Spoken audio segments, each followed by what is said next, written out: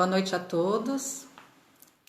Estamos iniciando mais uma atividade, da exposição da Sociedade Espírita Lar de Jesus. E hoje sou eu, Aida, quem estou encarregada dessa tarefa.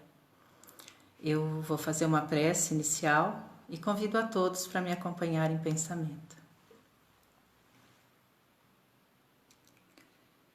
Querido amigo Jesus, que neste momento consigamos sintonizar contigo,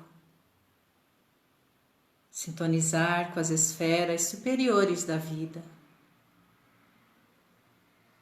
que o nosso pensamento alcance os planos mais altos, de forma a encontrarmos o equilíbrio, a serenidade, tão necessários à nossa saúde mental, tão necessários para que consigamos seguir adiante nos nossos dias, nos nossos afazeres. Te pedimos, Senhor Jesus, Tu que és nosso mestre, nosso guia, que olhes pelo nosso planeta, pelo nosso país, e que o Teu amor se instale nos corações de todos. Abençoa-nos e fica conosco.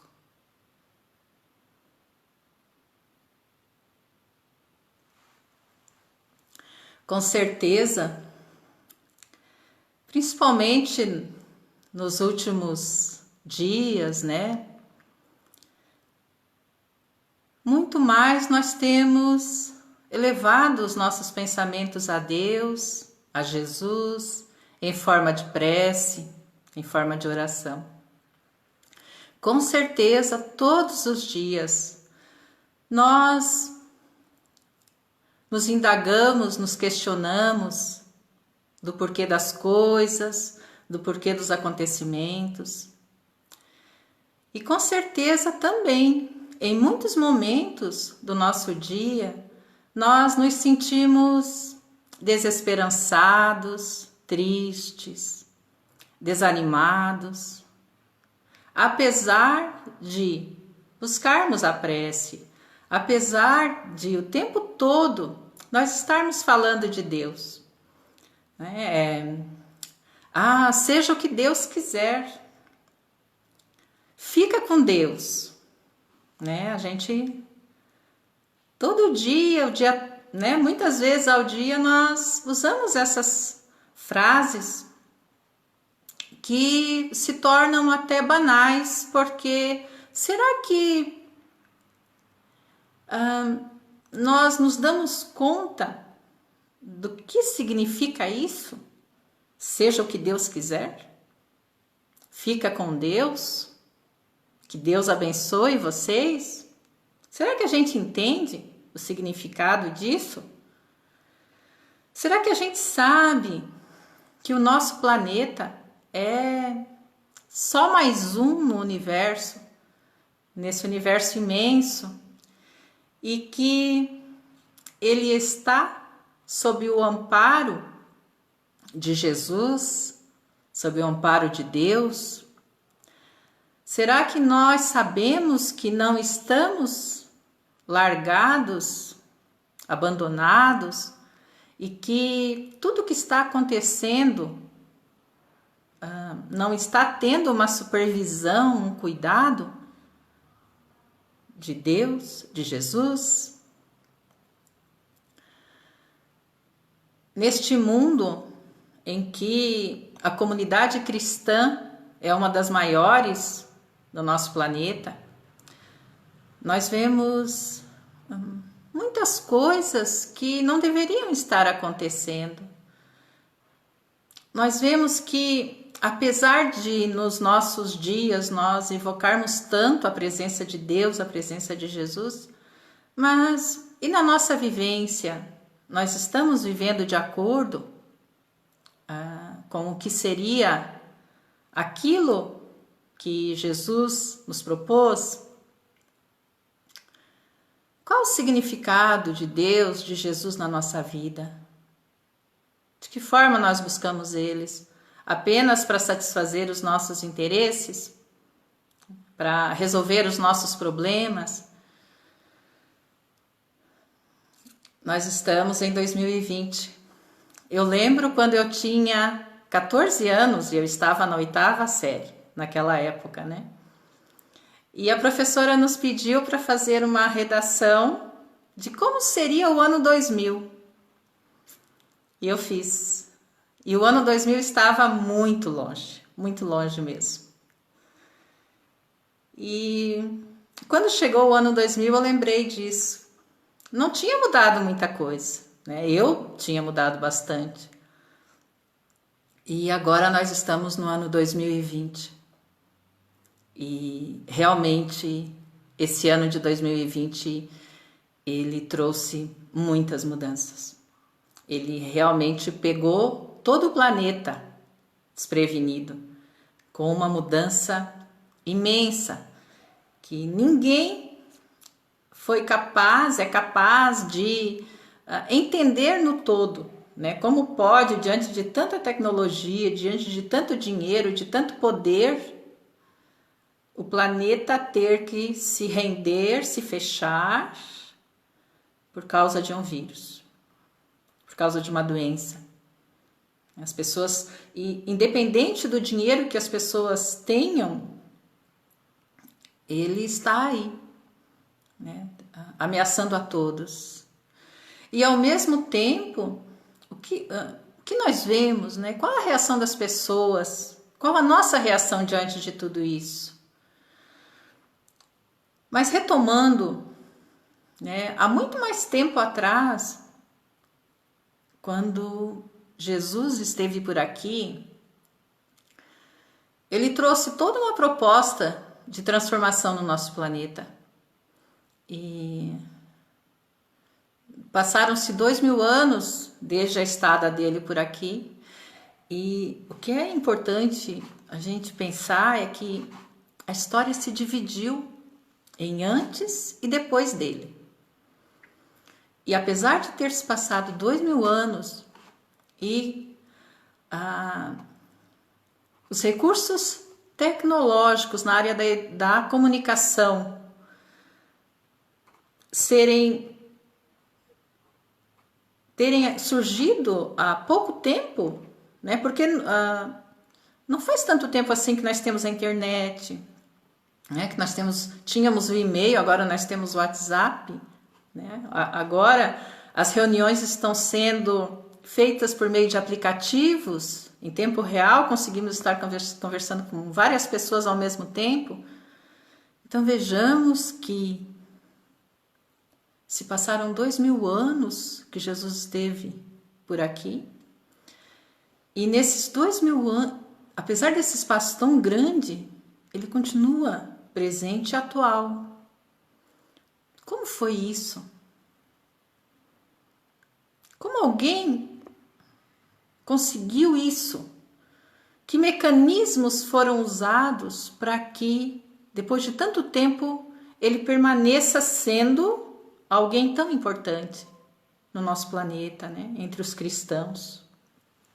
E mesmo entre os não cristãos, ele é reconhecido como um dos maiores homens, né? Que o nosso planeta conheceu. Não tinha tecnologia nenhuma para que os seus ensinamentos, as suas falas se espalhassem. E mesmo assim, as suas ideias se expandiram pelo mundo. Como que essas ideias se expandiram? Como ele alcançou isso? Por meio daquelas pessoas que, depois de o conhecerem e experimentarem o seu magnetismo e perceberem a sua proposta de renovação, de transformação, essas pessoas se transformaram e prosseguiram falando dele.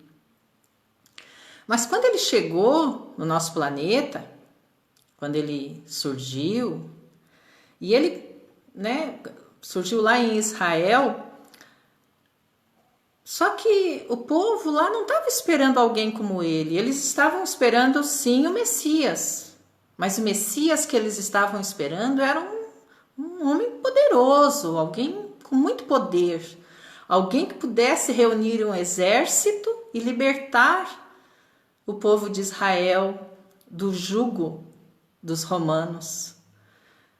E, no entanto, Jesus chegou de uma forma muito suave, né? E ele não veio falar com os poderosos, ele não veio reunir um exército poderoso para esmagar o exército, o poder romano. Ele veio falar sobre o amor. E ele reuniu pessoas para estarem em torno dele, para ser a sua equipe, homens muito simples, pessoas muito simples, pescadores, pessoas do povo. E além dessas pessoas do povo, outras pessoas, né, homens, mulheres muito simples, também passaram a segui-lo. E quando ele começou a falar, né, foi fazer o seu discurso, quando todos se reuniram lá para escutar Jesus, né, pensando agora, ele vai convocar todo o povo para formar um grande exército e acabar com o domínio romano. E, no entanto, Jesus reuniu os seus amigos, a sua equipe, e começou a falar das bem-aventuranças. E quem eram os bem-aventurados que Jesus elencou nas bem-aventuranças? Quem eram? Então eram os pobres de espírito, os que choram, os mansos, os que têm fome e sede de justiça, os misericordiosos, os puros de coração, os pacificadores, os que são perseguidos por causa da justiça. Bem-aventurados, ele termina dizendo, bem-aventurados sois vós quando vos injuriarem e perseguirem, e mentindo disserem todo mal contra vós por minha causa. Então, ele não falou aos poderosos, aos exércitos. Ele não quis criar um exército para extinguir o mal, usar a força, as armas. Ele veio falar do amor. E as bem-aventuranças, elas são um plano de trabalho para o nosso planeta. Hoje, quando nós ouvimos, né, bem-aventurados os pobres de espírito, quem são os pobres de espírito? Aí nós vamos pensar, não, são aquelas pessoas pobres. Mas Jesus estava falando para nós. Vejamos que passaram 2000 anos. E aí a gente se pergunta, mas e nós? Somos pobres de espírito? Ele está falando para nós? Sim, ele está falando para nós. Os pobres de espírito são aqueles que reconhecem a sua pequenez, a sua limitação. Quando nós reconhecemos as nossas limitações, as nossas dificuldades, os nossos erros, nós somos pobres de espíritos, nós somos os bem-aventurados, porque é a partir daí que nós começamos a nos transformar, a nos melhorar. Então, se eu reconheço as minhas dificuldades, as minhas mazelas, os meus defeitos, a partir daí eu começo a me modificar. Se eu tenho a humildade de reconhecer quem eu sou, que eu não sou melhor do que ninguém, que eu tenho as mesmas fragilidades que o outro tem, eu sou um bem-aventurado. Bem-aventurados os pobres de espírito. Bem-aventurados os que choram. Mas quem são esses que choram? São aqueles que estão chorando lá? Os que choram. Quando nós, reconhecendo a nossa pequenez, quando reconhecemos os nossos erros e nós nos arrependemos, nós compreendemos que erramos, nós compreendemos que somos frágeis e nós choramos, porque não querer, quando nós erramos e nos arrependemos, nós choramos, porque nós não queremos errar, nós já temos essa disposição de ser pessoas melhores e nós erramos. E aí a gente fica se cobrando e às vezes chora. E quando nós temos esse desejo de realmente não errar mais, de realmente ser pessoas melhores, nós somos bem-aventurados. Bem-aventurados os mansos, aqueles que procuram viver com doçura, com calma, com leveza, que procuram espalhar a serenidade, a mansuetude, que não disseminam o ódio, a mágoa, a raiva. Esses são os mansos. Então, quando nós conseguimos ter esse comportamento, nós somos bem-aventurados. Bem-aventurados os misericordiosos. Ter essa capacidade de perdoar. E o perdão, ele é algo fundamental na nossa vida, para a nossa felicidade. Nós vemos que cada vez mais as pessoas buscam, os psiquiatras, remédios para ficarem melhor consigo mesmas, porque estão sofrendo de ansiedade, síndrome do pânico, não conseguem dormir. Por que tudo isso? Será que se nós aprendêssemos a perdoar mais, será que não teríamos mais saúde? Com certeza teríamos. Então, quando nós aprendemos a ser misericordiosos, quando nós aprendemos a olhar as dificuldades do outro com misericórdia, com compaixão, compreender o outro nas suas dificuldades, nós passamos a ter mais saúde. Quando nós, olhando o sofrimento alheio, nós nos comovemos, temos compaixão pelo outro, pela situação do outro, ao invés de apontar o dedo. Nós vemos, quando entramos no Facebook, nas redes sociais, como as pessoas atiram pedras umas nas outras. A gente vê que está acontecendo uma guerra, principalmente no nosso país, uma guerra de palavras, acusações. E como nós participamos disso? Será que nós temos sido misericordiosos para com os nossos semelhantes? Mesmo aquela pessoa que nós não conhecemos, nós conseguimos perdoar? Nós estamos buscando desenvolver esse sentimento do perdão, da compreensão? Ou nós somos aqueles que atiram pedras, que participamos dessa guerra, que nos iramos diante daquilo que nós lemos, que nós vemos? Como estamos nos comportando diante de tudo isso? Bem-aventurados os puros de coração. A pureza, ela é algo que nós podemos estar construindo na nossa intimidade. Quando nós aprendemos a perdoar, a ter compaixão das pessoas, a viver com simplicidade, nós vamos nos tornando pessoas melhores. Bem-aventurados os pacificadores. Então vejamos que como o mundo precisa dos pacificadores. Esses que auxiliam na pacificação do mundo. Mas, Aida, o que é que eu tenho a ver com a pacificação do mundo? Você está falando algo muito grande. Eu sou uma pessoa que eu estou aqui, em Joaçaba, cuidando da minha vida, Eu não sou responsável pela pacificação do mundo. Sim, nós somos. Porque quando nós trabalhamos pela paz na nossa casa, nós somos pacificadores. Quando nós trabalhamos pela paz nas redes sociais, nós somos pacificadores do mundo.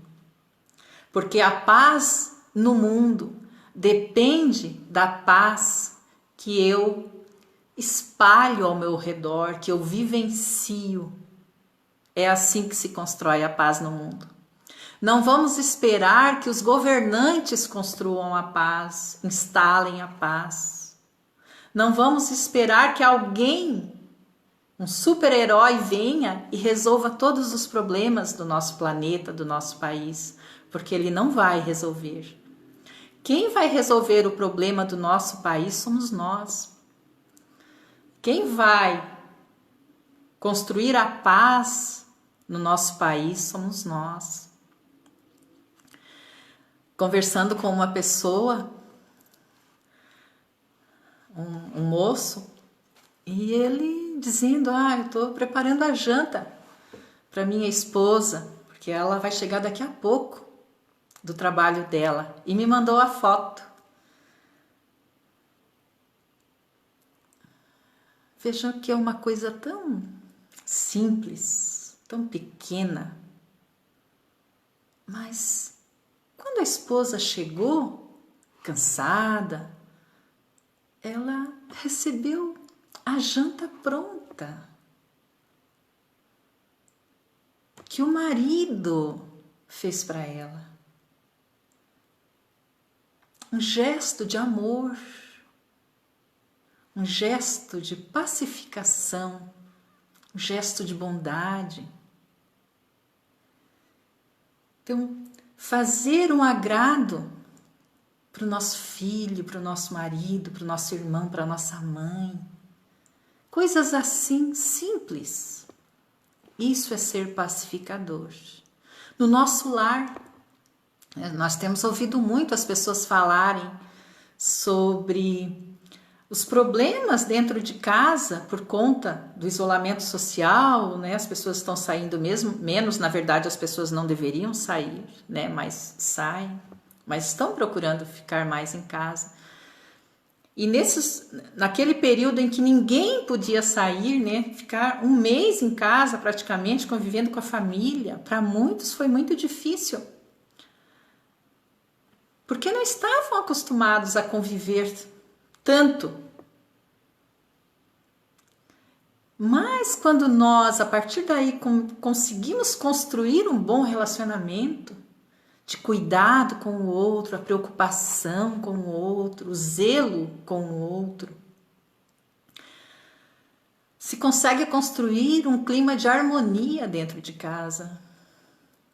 Então, nós muitas vezes passamos muito tempo exigindo do outro o que é que ele tem que fazer para nós sermos felizes, para que o lar, né, seja feliz, para que a família seja feliz. Sendo que nós só vamos conseguir isso se eu fizer. Se eu me propor a fazer algo de bom, né? Vou fazer um bolo para minha família, né? Vou fazer um agrado, vou fazer uma sobremesa, vou dar um elogio, eu vou fazer a minha parte. Como essa pessoa que fez a janta para esperar a esposa, construindo a paz dentro do lar, a calma. Então vejamos que nós somos os responsáveis pela pacificação do nosso planeta, do nosso país, pacificando ao nosso redor, o nosso meio. Todos somos pacificadores, de acordo com aquilo que nós fizermos, onde nós estamos, com quem nós estamos. Bem-aventurados os que são perseguidos por causa da justiça, de querer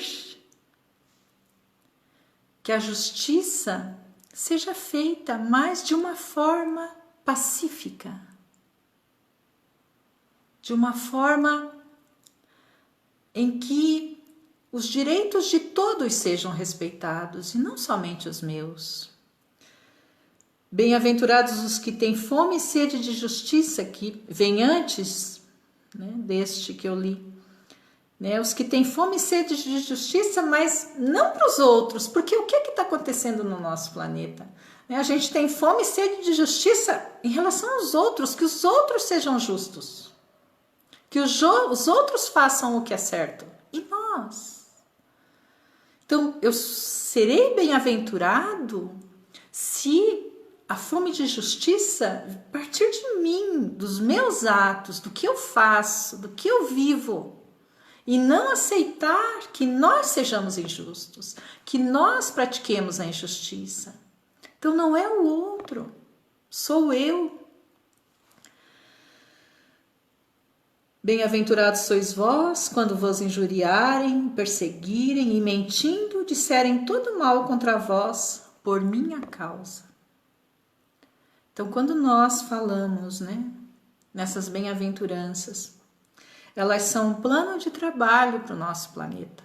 Quando Jesus nos trouxe as bem-aventuranças, ele nos trouxe um plano de trabalho para que fosse instalado no nosso planeta e a partir dali o nosso planeta desse um salto em qualidade de vida.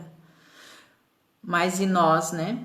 Já fazem mais de 2000 anos que ele esteve por aqui.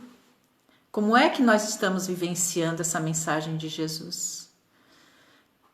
A gente ouve muito falar, isso é imoral. Não, o que eles estão fazendo está errado, isso é imoral. Mas o que é moral? O que é uma atitude moral? O que é certo, o que é errado? No livro dos Espíritos, na parte 3ª, capítulo 1, sobre o bem e o mal, o Kardec pergunta, na questão 629, que definição se pode dar de moral? E aí os benfeitores respondem, a moral é a regra de bem proceder, isto é, de distinguir o bem do mal. Funda-se na observância da lei de Deus. O homem, o ser humano, procede bem quando tudo faz pelo bem de todos, porque então cumpre a lei de Deus. Então vejamos que a moral é a regra do bem proceder. O ser humano procede bem quando tudo faz pelo bem de todos. Não é pelo bem da minha família, pelo bem das pessoas da minha religião, as pessoas do meu partido, é pelo bem de todos, porque assim cumpre a lei de Deus. Mas aí o Kardec continua perguntando na questão 630, como se pode distinguir o bem do mal?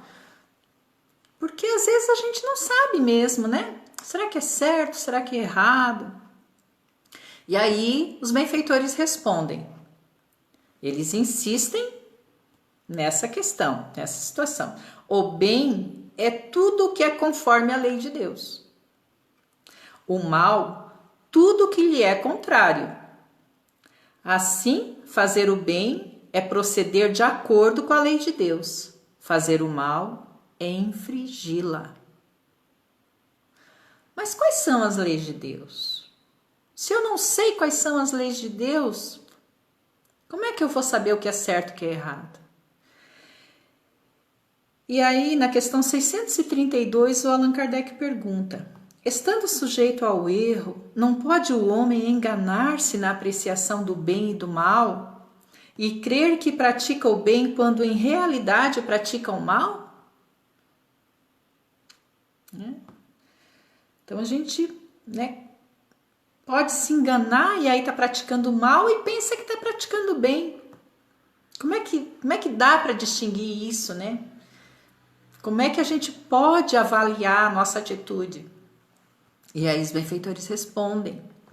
Jesus disse: vede o que quereríeis que vos fizessem, ou não vos fizessem. Tudo se resume nisso: não vos enganareis.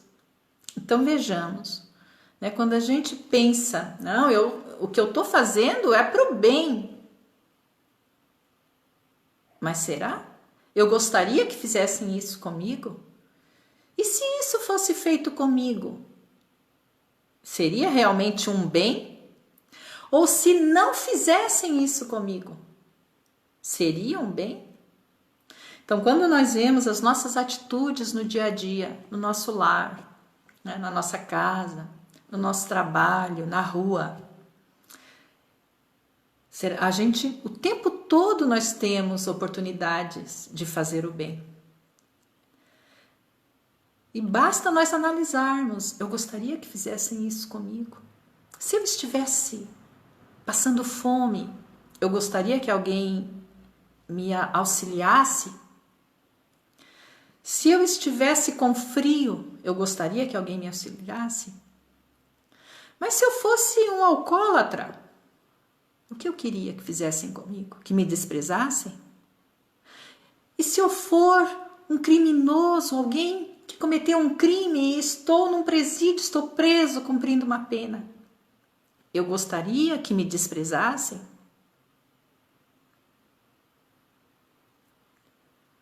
Então, em todas as nossas ações, nós podemos saber se realmente estamos agindo de acordo com a moral, de acordo com as leis divinas ou não. Basta nós nos perguntarmos se gostaríamos que fizessem conosco. Mas a gente tem que se analisar, né, se nós estamos realmente nesse processo de transformação, porque nós costumamos, é muito fácil para nós, né, julgar os outros e dizer que nós, né, somos pessoas do bem, né, nós somos pessoas de bem, somos pessoas boas, e os outros é que são errados. Então nós já estamos nesse processo de transformação. Como é que a gente vai saber, ter certeza que nós estamos nesse processo de transformação, que a gente está no caminho certo? E aí, na questão 895, o Allan Kardec ele pergunta: posto de lado os defeitos e os vícios acerca dos quais ninguém se pode equivocar, qual o sinal mais característico da imperfeição? Então, nós estamos nesse processo de transformação, nós estamos nos esforçando para nos melhorar, né? Estamos no caminho certo, nós reconhecemos os nossos erros, as nossas dificuldades, os nossos limites. Então, né, nós estamos no caminho certo, mas para ter certeza mesmo que nós estamos no caminho certo, que a gente está fazendo a coisa certa, então tirando ali os meus defeitos, os meus vícios, aquilo que tá nesse processo de transformação, qual é o sinal em que nós podemos ter certeza de imperfeição? De alguém que está parado no tempo, de alguém que está estacionado, que não está progredindo, que não está caminhando de acordo com essas leis divinas que regem a vida. E aí os benfeitores respondem que o sinal mais característico de imperfeição é o interesse pessoal. Frequentemente, as qualidades morais são como, num objeto de cobre, a douradura que não resiste à pedra de toque. Pode um homem, uma pessoa, né, possuir qualidades reais, que levem o mundo a considerá-la homem de bem, uma pessoa de bem. Mas essas qualidades, conquanto assinalem um progresso, nem sempre suportam certas provas, e às vezes basta que se fira a corda do interesse pessoal para que o fundo fique a descoberto. O verdadeiro desinteresse é coisa ainda tão rara na terra que, quando se patenteia quando aparece, todos o admiram, como se fora um fenômeno. Então, quando nós somos guiados pelo interesse pessoal, pelo egoísmo, nós estamos bem atrapalhados, nós estamos bem complicados, porque ele não deixa a gente crescer. Então, a compaixão, a misericórdia, o desejo do bem, ele só é real quando há o desinteresse, quando realmente nós buscamos fazer pelo bem de todos e não só pelo nosso bem. E foi isso que Jesus veio nos falar, né? Foi essa mensagem que ele nos trouxe. Se alguém disser o contrário, está mentindo. Se alguém disser que Jesus quer que os poderosos estejam no poder, quando alguém disser que esse ou aquele não merece viver, ele está mentindo, porque Jesus não disse isso. Jesus nos trouxe uma fórmula da felicidade que se baseia no bem, no amor, no perdão, na misericórdia, na justiça, na verdade. Tudo que fugir disso não vem dele. Ele veio falar àqueles que estão dispostos a se melhorar. Ele veio falar àqueles que ainda não conseguem ver o bem. Ele veio falar para todos. Ele veio para todos, sem distinção.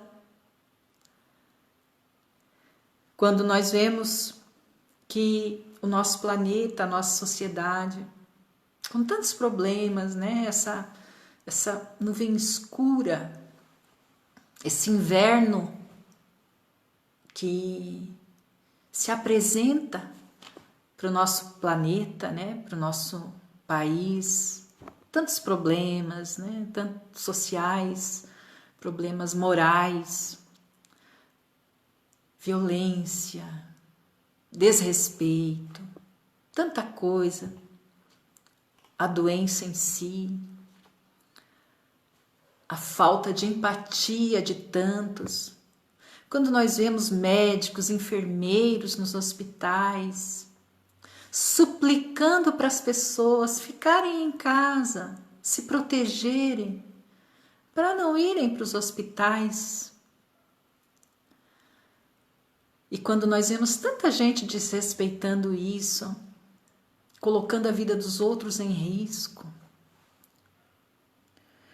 quando nós vemos tantas dificuldades econômicas, de relacionamento, então é esse inverno que se abate sobre a sociedade.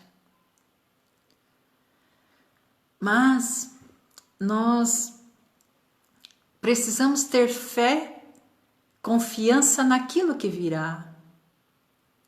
E por isso eu escolhi o título dessa exposição hoje, que é Quando Voltar a Primavera.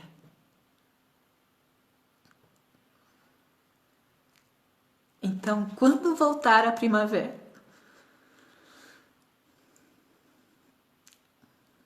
E a primavera é a vivência dos ensinamentos de Jesus, desse ser extraordinário que chegou no nosso planeta e nos trouxe essa boa notícia, a notícia do amor, da bondade, do respeito, da justiça. Quando os seus ensinamentos forem vivenciados, é quando a primavera vai voltar. A primavera nas nossas vidas. Se nós estamos enfrentando esse inverno de sofrimento, de dificuldade, de dureza, Tenhamos essa confiança e nos voltemos para Jesus, para os seus ensinamentos, para a sua proposta amorosa e aprendamos com Ele. Vamos nos impregnar da mensagem dele, da sua mensagem amorosa. Vamos vivenciar, seja nas redes sociais, seja dentro de casa, na rua, onde nós estivermos. Vamos vivenciar, vamos nos inspirar pela mensagem de Jesus, porque assim a primavera vai voltar nas nossas vidas. A primavera vai voltar na nossa sociedade, porque Jesus é essa primavera, né? Essa proposta de vida nova, essa proposta de felicidade, de paz, que nós tanto precisamos.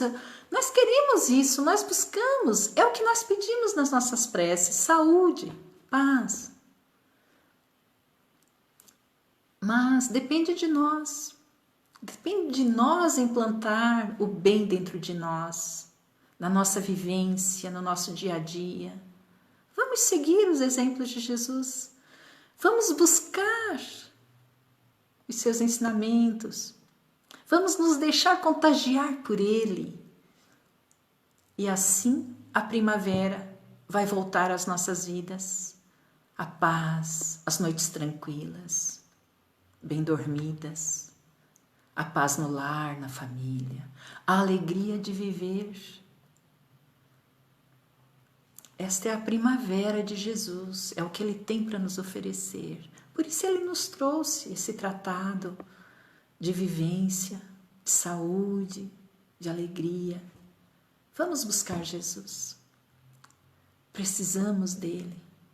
Vamos buscá-lo de verdade, na nossa intimidade, nos nossos pensamentos, nas nossas atitudes, nas nossas palavras. Sigamos com Jesus. Eu agradeço e vou fazer a prece de encerramento.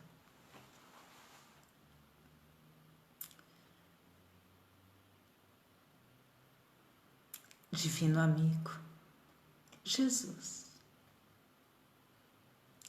Como nos disse certa vez Chico Xavier, o nome de Jesus tem poder. Então vamos nos conectar contigo, Senhor, te trazer para as nossas vidas, te colocar no nosso coração, na nossa mente, para que tu nos norteie os passos daqui por diante. Derrama o teu amor sobre o nosso planeta, Senhor, sobre a nossa nação. Envolve os governantes, envolve a todos nós, nessa energia amorosa, benfazeja que emana de ti. Segue conosco, Mestre. Envolve-nos na tua luz, na tua paz.